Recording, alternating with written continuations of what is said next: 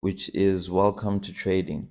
In trading, we are buying and selling currency pairs, and the Forex market is the largest and most liquid financial market in the world, right? There is a daily trading volume exceeding $6 trillion.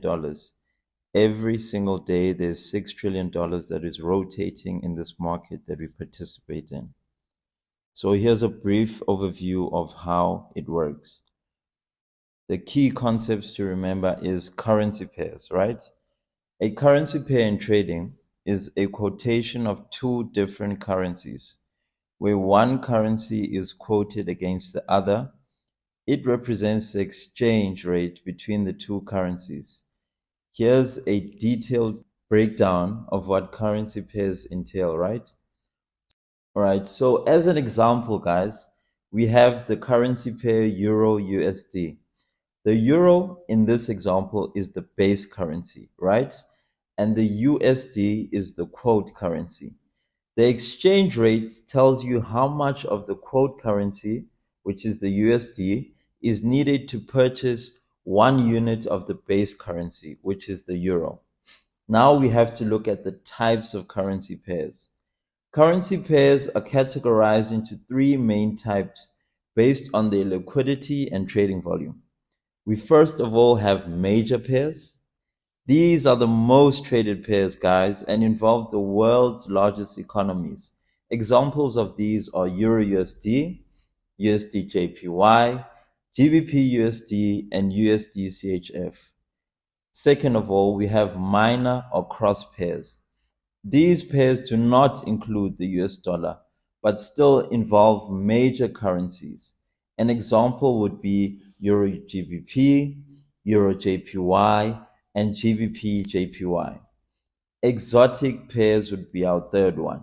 These pairs involved one major currency and one currency from a developing economy or a smaller market.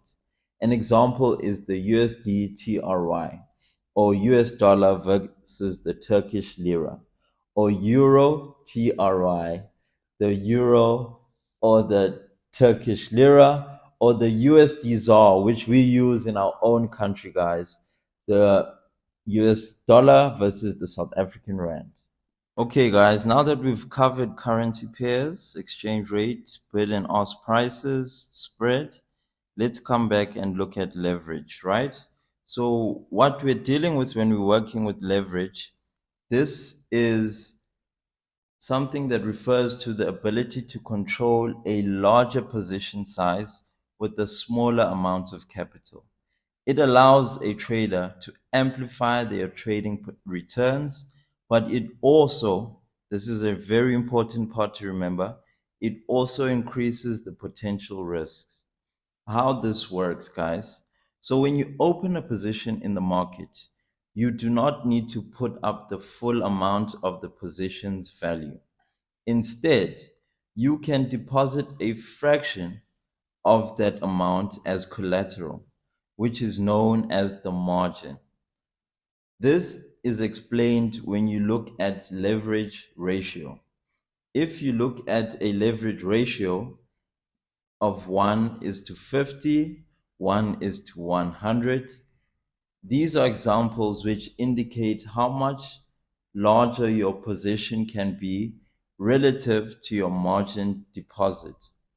For example, with the leverage of 1 is to 100, you can control a position size which is 100 times larger than your margin deposit.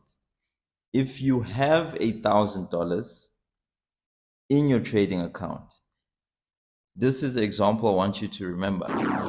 You have $1,000, you deposit into your trading account, and your broker offers you a leverage of 1 is to 100. What does this mean for you as a trader? This means that you could potentially trade up to 100,000 worth of currency, not 10,000, not 50, but 100,000, guys. So now that you have this 100,000 worth of currency, we have to look at it in numbers, right? This means you get 100 times of your capital with a leverage of 1 is to 100. This amplifies both your potential profits and it amplifies both your potential loss.